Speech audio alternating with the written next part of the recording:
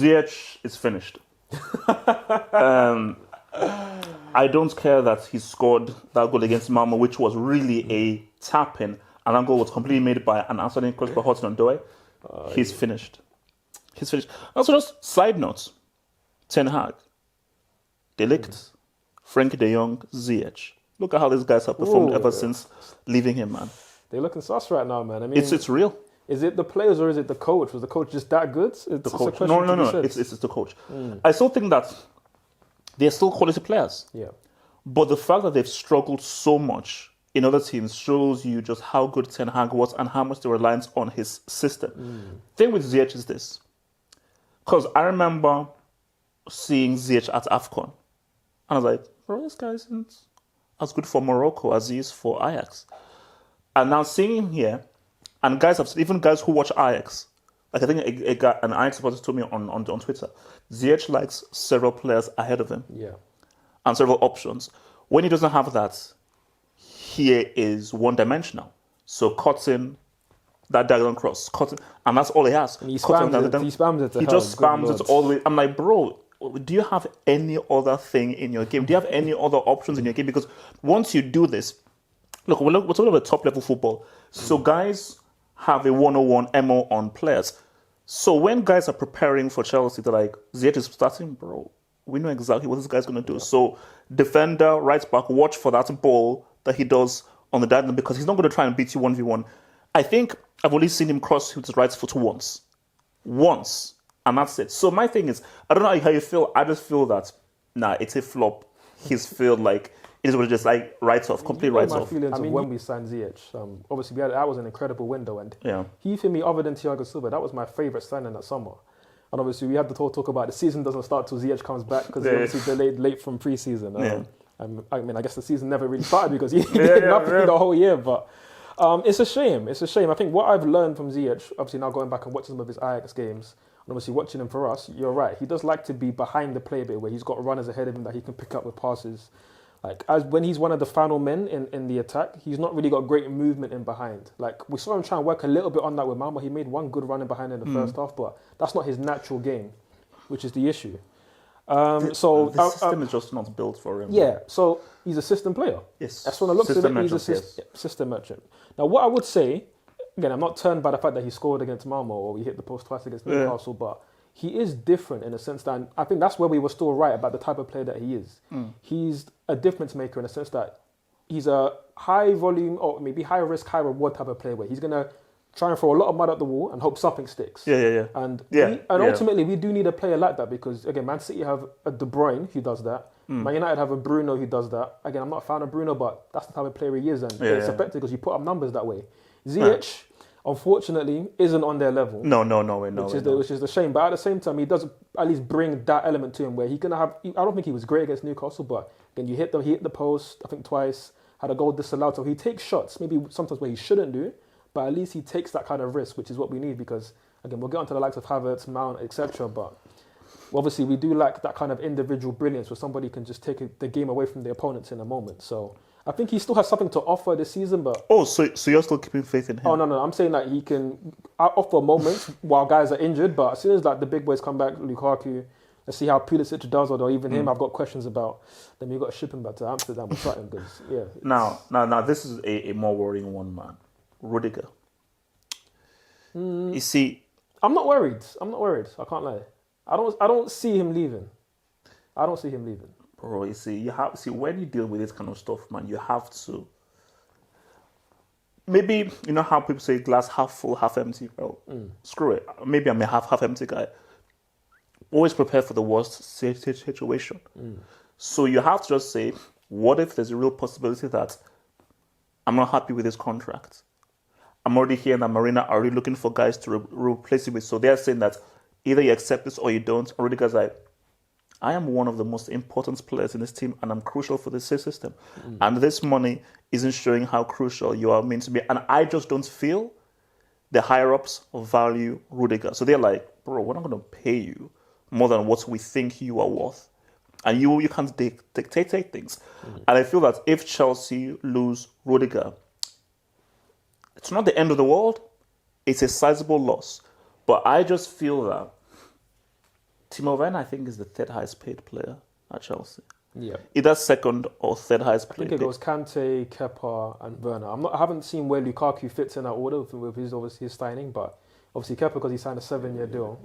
I know, it's mad. Kepa. It is mad, but it is Kante, Kepa, then Werner. So what that basically shows is that we're trying to keep a certain wage structure at the club, because obviously we've seen with United, who are again our close rivals, they've ballooned their wage structure to a point where they're paying people silly wages. Like I think Luke Shaw's on like 180, which is level with Kepa, so level with our second highest earner. Like I think Brandon Williams, he only had like a good month. He's on like 90k.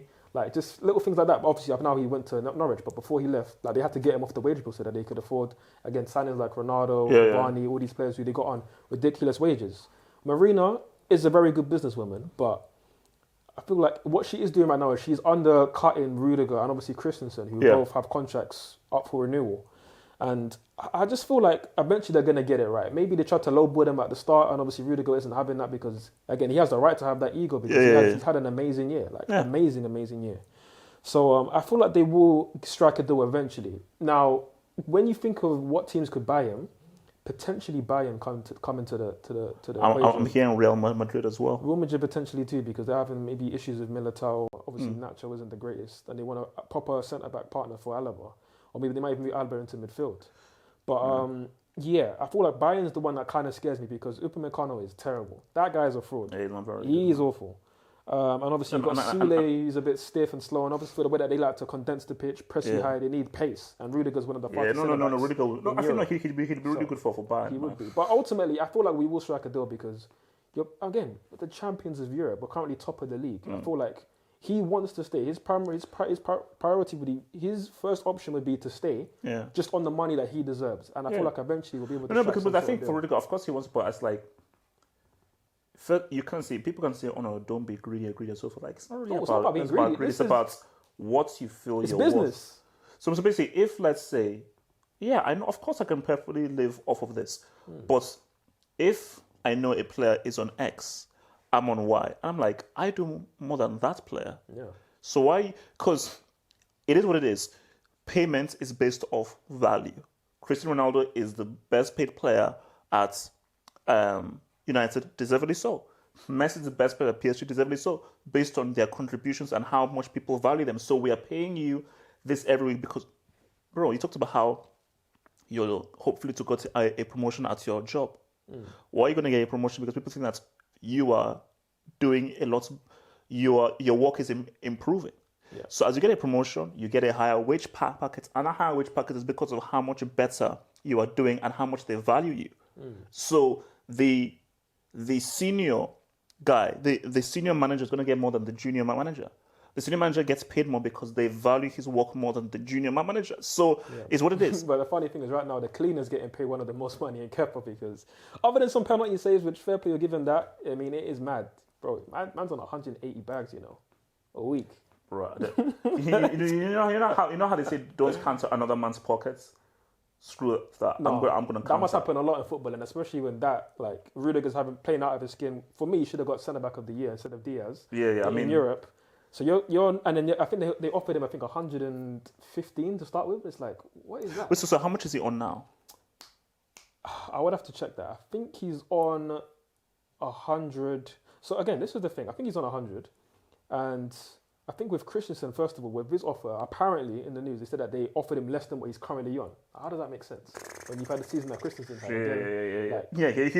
He's another one who, bro, pay the man. I think right now, every 5 games, he averages 4 clean sheets in every 5 games. And you have to understand that these defenders are Chelsea. The defense is a very important part of the team. And Christensen and Rudiger, look at what they did in the freaking CL final. Yeah. Those guys were huge. You know what? Just to play devil's advocate, what I will say is Tuchel's come in and he's not bought anybody other than obviously Lukaku and Saul. And right now he's won the Champions League. He's top of the Premier League. So maybe the club are looking at it and saying that Tuchel, maybe he's the man. And even in fact, his contract's actually up at the end of the season, so they've not even renewed his one. But they may look at it and feel like, he can turn dust into diamond with anybody. So maybe if we get Rudiger out, we can get somebody on a cheaper deal. Maybe let's say Koundé, who's younger, and maybe he can make him like a mainstay in the team. So it'll be interesting to see what happens. But ultimately, I do feel like we're going to sort it out because it's Rudiger at the end of the day. He's been fantastic for the club, especially over the last year. So, and he's clearly one of the best centre backs in Europe. So why would you want to let him go now? With, I think a year left on his contract, it wouldn't make sense financially. So what? Hudson Odoi